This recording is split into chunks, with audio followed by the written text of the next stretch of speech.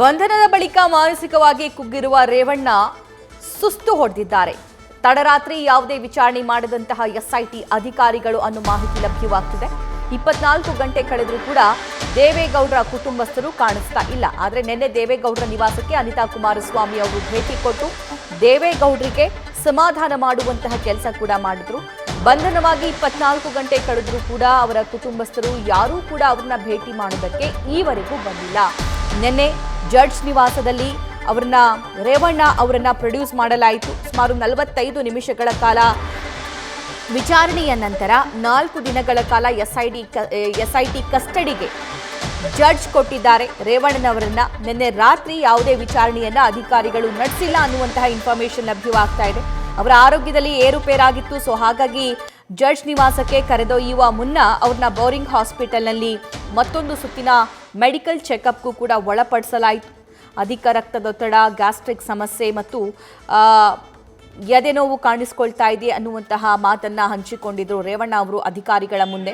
So ಹಾಗಾಗಿ ಅವ್ರನ್ನ medical ಟೆಸ್ಟಿಗೆ ಮತ್ತೊಮ್ಮೆ ಮೆಡಿಕಲ್ ಚೆಕಪ್ಗೆ ಒಳಪಡಿಸಲಾಯಿತು. ಅದಾದ ನಂತರ 4 ದಿನ ಕಸ್ಟಡಿಗೆ ನೀಡಲಾಗಿದೆ. ಎಸ್ಐಟಿ ಕಸ್ಟಡಿಯಲ್ಲೇ 4 ದಿನಗಳ ಕಾಲ ಇರ್ತಾರೆ ರೇವಣ್ಣನವರು. ನಿನ್ನೆ ರಾತ್ರಿಯಿಂದಲೇ ವಿಚಾರಣೆ ಶುರುವಾಗಬಹುದು ಅನ್ನುವಂತಹ ನಿರೀಕ್ಷೆ ಇತ್ತು. ಆದರೆ ನಿನ್ನೆ ರಾತ್ರಿ ಯಾವುದೇ ವಿಚಾರಣೆಯನ್ನು ಎಸ್ಐಟಿ ಅಧಿಕಾರಿಗಳು ಮಾಡಿಲ್ಲ. ಇವತ್ತು ಬೆಳಗ್ಗೆಯಿಂದ ಅಧಿಕಾರಿಗಳು ವಿಚಾರಣೆಯನ್ನು ಶುರು ಮಾಡ್ತಾರೆ. ಅದರ ಜೊತೆಗೆ ಹುಣಸೂರು, ಹಾಸನ, ಹೊಳೆನರಸೀಪುರ ಮತ್ತು KR ನಗರ ಆ ಭಾಗದಲ್ಲಿ ರೇವಣ್ಣ ಅವರನ್ನ ಸ್ಥಳ ಮಹಜರಿಗೆ ಕರೆದೊಯ್ಯುವ ಸಾಧ್ಯತೆ ಇದೆ ಅನ್ನುವಂತಹ ಮಾಹಿತಿ ಕೂಡ ಲಭ್ಯವಾಗ್ತಾ ಇದೆ. ಮತ್ತೊಂದು ಕಡೆ ನಾಪತ್ತೆಯಾಗಿದ್ರು ಅನ್ನುವಂತಹ ಮಹಿಳೆಯನ್ನ ಎಸ್ಐಟಿ ಅಧಿಕಾರಿಗಳು ಬೆಂಗಳೂರಿಗೆ ಕರ್ಕೊಂಡು ಬಂದು ಆ ಸಂತ್ರಸ್ತೆಯನ್ನು ಕೂಡ ಕೌನ್ಸಿಲಿಂಗ್ ನೀಡ್ತಾ ಇದ್ದಾರೆ. ಅವರ ಸ್ಟೇಟ್ಮೆಂಟ್ ಅನ್ನು ಕೂಡ ಪಡೆದಿದ್ದಾರೆ. ಆ ಸ್ಟೇಟ್ಮೆಂಟ್ ಅನ್ನ ಇಟ್ಟುಕೊಂಡು ರೇವಣ್ಣನವರಿಗೆ ಸಾಲು ಪ್ರಶ್ನೆಗಳನ್ನು ಕೂಡ ಇವತ್ತು ಕೇಳುವಂತಹ ಸಾಧ್ಯತೆ ಇದೆ. ಇಷ್ಟೆಲ್ಲ ಡೆವಲಪ್ಮೆಂಟ್ ಆಗ್ತಾ ಇದ್ರು ಕೂಡ ರೇವಣ್ಣ ಅವರನ್ನ ಅವರ ಕುಟುಂಬಸ್ಥರಾಗಿರಬಹುದು ಯಾರೂ ಕೂಡ ಬಂದು ಭೇಟಿ ಮಾಡಿಲ್ಲ. ಆದರೆ 9:30ರಿಂದ 10:00ವರೆಗೂ ಪ್ರತಿದಿನ 1 ಗಂಟೆಯ ಸಮಯ ರೇವಣ್ಣನವರ ಅಡ್ವೊಕೇಟ್ ಬಂದು ಭೇಟಿ ಮಾಡಬಹುದು. ಅದಕ್ಕೆ ಅವಕಾಶವನ್ನ ಕೊಡಲಾಗಿದೆ.